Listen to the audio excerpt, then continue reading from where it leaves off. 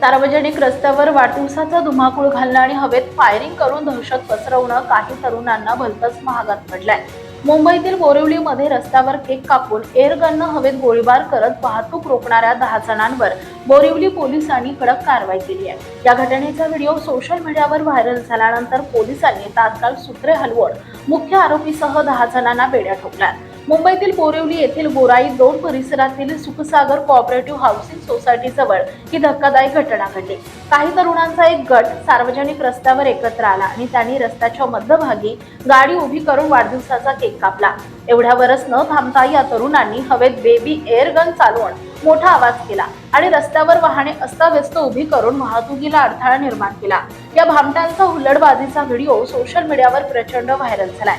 Video समोर येताच Borivali police ठाण्याच्या पथकानं तात्काळ तपासाची चक्रे फिरवली आणि कारवाई करत मुख्य आरोपी आकाश रामफुल गुप्ता या 26 वर्षीय तरुणासह एकूण 10 जणांना ताब्यात घेतलंय।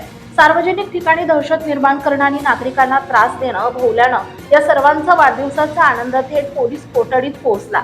बोरिवली पोलिसांनी या सर्व आरोपींवर भारतीय न्याय संहिता, मोटर वाहन कायदा, महाराष्ट्र पोलीस कायदा आणि शस्त्र कायद्याअंतर्गत विविध कलमांमुळे गुन्हे दाखल केले।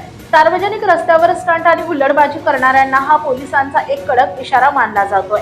सार्वजनिक रस्त्यावर कायदा हातात घेऊन हुल्लडबाजी करणाऱ्यांना बोरिवली पोलिसांनी चांगलाच धडा शिकवलाय।